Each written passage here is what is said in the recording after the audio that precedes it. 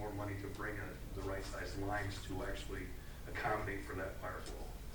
Example, the apartments out here, that's an 8-inch line, it would only have to be 6 if we didn't have to meet the fire flow that he needs. So that's an extra cost to the city.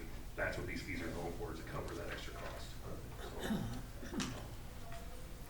just hope you guys understand why I charge you there. While I'm up here though, I gave you a little update on the RO. The last pilot is done. The membrane's been sent off for autopsy. The second pilot we did was ran with acid. We're running it right now without acid to see how much recovery we can get running at 88% right now without any acid. The reason why we want to do that is because if we had run the acid in the full plant, that would be like $780 a day to gain 5% recovery. It ain't feasible to do that, so we're running it right now without acid to see how much we can get above the 85%. So we're looking at the autopsy and the report should come back to McClure's hopefully the end of this month, first part of January. McClure's will then submit that to the DNR for their approval and then come back hopefully in the middle of January, in January to the utility board committee to present what they found in recommendations. So are you doing that until they file right now, just to see how long they go? Well, they're ready. They're going to be taking the pilot out probably mid-January because they have no place for it to go. So they don't have no place for it to go right at the moment. So the only thing it's cost us is electricity to run it. So we're going to see how far we can go with it, and to see if it follows up or what. Okay. So just give me an update on that because it's been, I don't know, a year since we started it.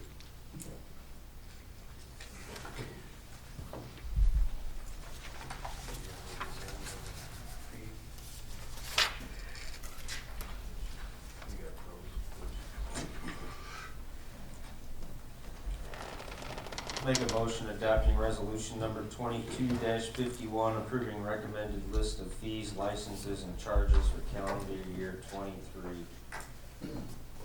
Second. There's a motion and a second. Roll call, please. Goodchild? Yes. Conlon? Yes. Wick? Yes. Sturgeon? Yes. Bruns? Yes. Motion carried. Moving on to the 2023 Plymouth Street water main replacement. Beck Engineering has prepared plans for the 2023 Plymouth Street water main replacement project. The project is to replace the existing 4-inch water main with a 6-inch water main between 4th Avenue West and 5th Avenue West. The proposed schedule, January 3rd, 2023, public hearing to approve plans and specifications. February 1, 2023, bids due at 10 a.m. February 7, 2023, council award. October 13, 2023, completion. Administration recommends council proceed to a public hearing. The estimate of the project is $267,740. American Rescue Plan Act funds could be used for the project. And you can determine that at the next meeting, otherwise it comes out of the water fund. August 1 start, 35 working days.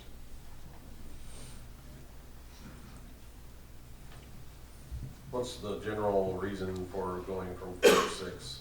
That's just Fire flow. load? Fire flow. Okay. The rest of it from central to 4th is it goes 8 down to 6, and then the last block is 4-inch, and it ties into an 8-inch. It doesn't make sense to put 4 back in there. Okay. Yeah, plus he's going to, this is only one block, but Rich also has another project where from Central to 4th. Central to 4th, we're gonna do pipelining like we did a couple of years ago. We've had a lot of main breaks on Highway 3 there from Central to 2nd Avenue. So that would be an extremely costly amount to do, considering one block's $267,000. So what we're looking at doing is my crew and then this Triton pipelining, we're going to open up each intersection and then line them pipes. So we have to block at a time. So we'll put in new valves. The biggest challenge to that's going to be the temporary water lines services that we got to bring to them 4 blocks. But that cost is going to be, I think, them 4 blocks are gonna be cheaper than that 1 block of replacement to do. So I think that's more feasible to do. But that's part of the reason why we're going from 4 inches to 6 inches, because it doesn't make sense to have 1 block of 4 inch in the middle of 2, an 8 and a 6. I think you guys are aware too that that all gets redone, the highway, next year. So he's trying to be proactive and getting things fixed underneath before they come in and put new on top. So we don't have to tear up new roads, so that's a good thing too. Another reason for doing the lining instead of replacing is, there's some plumes in there. So if we were to replace this, we'd have to use ductile iron pipe with some neoprene gaskets and different things like that. Visiting with the DNR, since we're just lining the existing pipe that's there, we can leave what's there in the ground and just line it. So, What are plumes? like gas stations. Oh. Yeah, Oh. some contaminated ground. Contamination, yeah, Yes. okay. So, Gotcha. by doing this, we can leave what we got in the ground, put a lining on the inside of it, and have just the pipes. It's less disturbing. Yes. Is that why this block is ductile iron? That's why this block is ductile iron, yes. There's 2 plumes in that area, yes.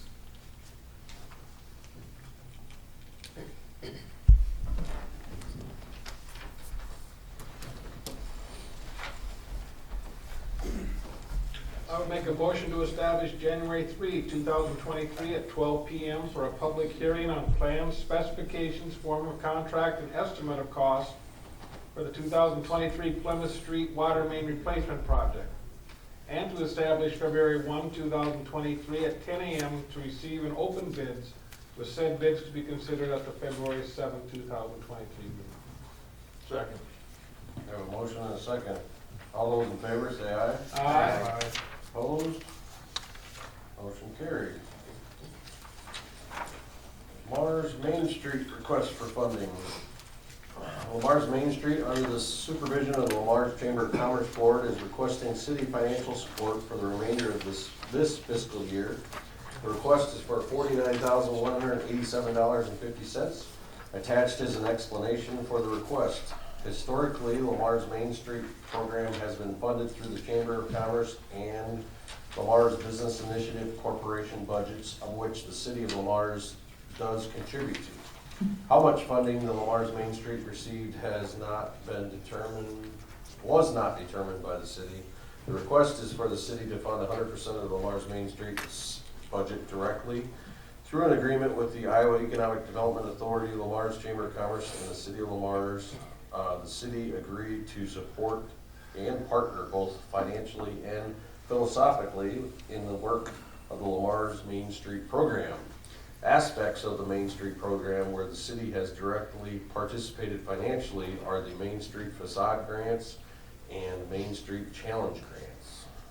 Administration is recommending the council fund the Main Street program $25,000 for the fiscal year 2023. The city and the Chamber of Main Street should have an agreement in place designating the specific amount of support to the Main Street program, which will be subject to annual city council appropriation.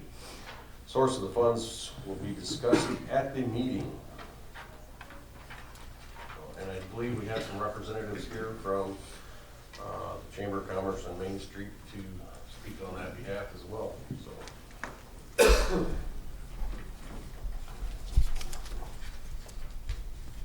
Good afternoon. Hello. Hello. Lori French, Chamber and Main Street Director, and Rich Zitlow is here with me. Rich has been actively involved in the LBIC, the Chamber, and Main Street. He is the VP of Main Street for the Chamber, and he's been doing this about 10 years, so he can probably speak better at this than myself, but we are here to answer any questions that you may have. Could you just explain what the program does for the city? Sure. So it helps to preserve the buildings downtown, create downtown housing as we have with the upper story housing, increase awareness of the downtown district by promoting businesses, encourage growth and tourism by streetscaping and beautifying the downtown. Besides that, we're building a network of volunteers to see the value of Lamar's when we were doing projects like Christmas in Hometown or Ice Cream Days. And, you know, the program itself would not get any of these grants if we weren't part of the Main Street program. This is not a chamber program. This is an Iowa program that we've chosen in the past to participate in. We've been doing it since 1995. With the changes that have taken place between Mark coming on board, we're just asking to continue that financial support so we can have this program in place to continue to assist with the downtown. Get people to do motors. Another aspect of it through our design too is the downtown streetscape, some flower pots and those types of things, and also the alley art project, 42 buildings with murals on them, which is part of a big piece of our tourism program as well, drawing lots of people in that like to go through the alleys and see what we've done there. So that's another big piece of what we do through Main Street. By being a Main Street community, we're entitled to state grants on certain projects and stuff. They don't fund the budget, right? They do not fund the budget. They fund strictly on a case-by-case basis. Right, so the challenge grants that we had, those were, we wouldn't be entitled to even applying for those if we weren't. Same thing for Open for Business and Scott Hegler and Hardware Hank winning that. We wouldn't be able to apply without doing that as well. Yes, we have to be part of the program to do that. And the funds from the state, as well as your matching funds that we greatly appreciate, none of that goes into the Main Street budget. That is strictly a pass-through to the property owners, competition winners. So, Because those are 50, 25, 25, right? yeah, they're And that's a how matching, those yeah. matching work.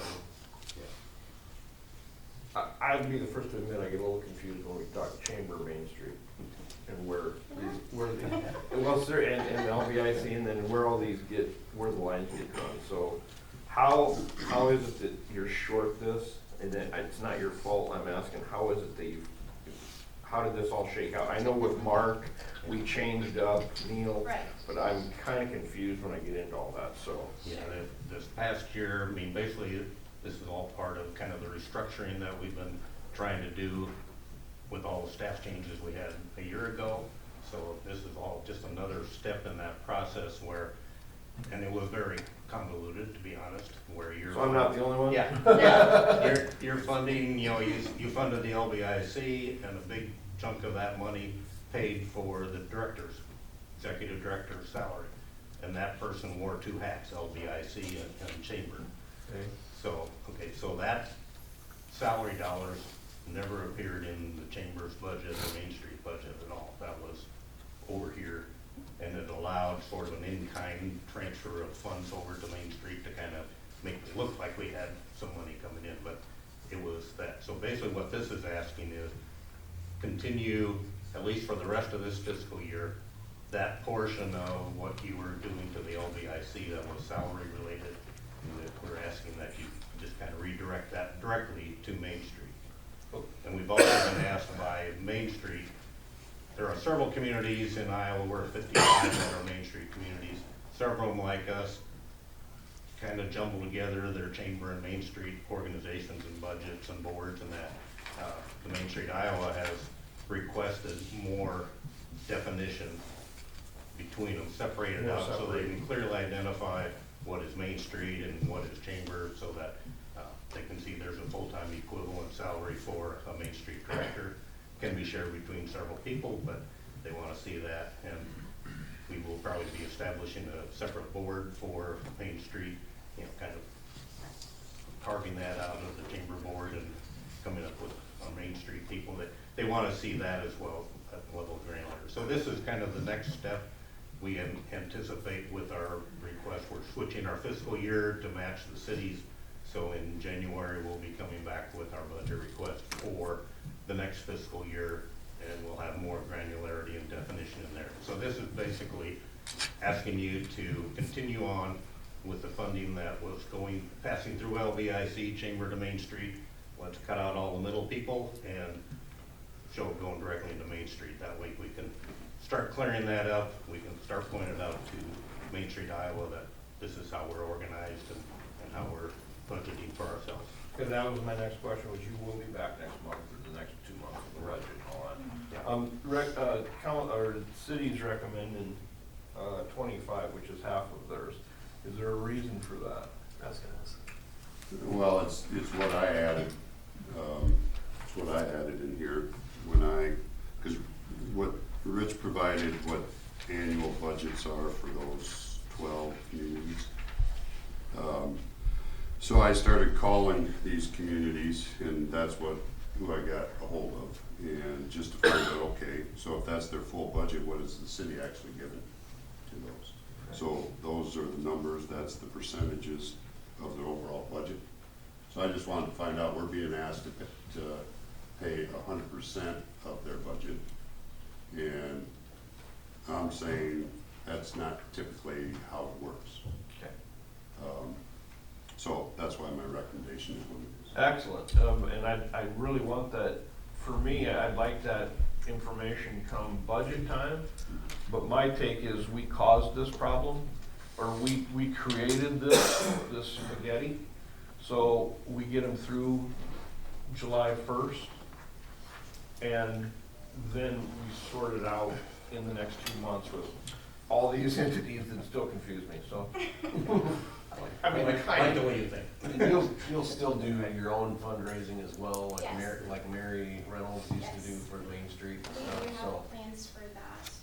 Again, we're gonna separate it out because before everything just went into the chamber, but it will be separated, so it'll say Main Street or it'll say chamber, or like holiday promotions, it said both and they're just split. Right. So we do have that in the works. Also, there's transparency for the city as well and for everybody to see what we actually do. I do quarterly reports for the state of Iowa, so those will be presented as well, so you can see all the activities and things that we do to promote them. Can we use ARP funds? Yeah, so I will talk to the budget portion of it because they're asking for funds from the current budget, which we set back last March. So in that budget, we didn't have funding obviously directly for Main Street. We had set $100,000 of funding for the LBIC, with the thought that before that it had been 200, so maybe 100 going towards the salary of whoever we got for our community development director. So of that 100,000 that we set aside for the LBIC, the majority of that was TIF funds, which we cannot use for Main Street because Main Street's not in the TIF district. So we did have a conversation with the LBIC, Jason and Mark, and I sat down with them, and we talked about discontinuing the non-TIF portion for the rest of the year to free up some funds to potentially go to the Main Street, and they were okay with that. So that would free up about $16,875 in funds. But then it's up to council to decide, okay, where are the rest of the funds gonna come from? Are you gonna take them from hotel motel? We have some funds in the economic development fund. Do you wanna draw those down some? I gave you guys a recap of the hotel motel fund, to kind of give you where we're projecting the balance to be at the end of the year. What's your recommendation? So, I mean, it depends on how far you guys wanna go. So at the 25, I would recommend, using that portion that we're taking from the LBIC and then using hotel motel for the remainder. If you guys could choose to go more than that, I would probably recommend maybe doing some hotel motel funds and some economic development funds. Which those economic development funds, they come directly from the general fund. We just kind of set them aside in that fund for economic development purposes. So if the recommendation of the, of administration at 25,000 carries, how would you work the other 24,000 that you say you need? We're gonna do some fundraising, I guess. So there isn't a plan?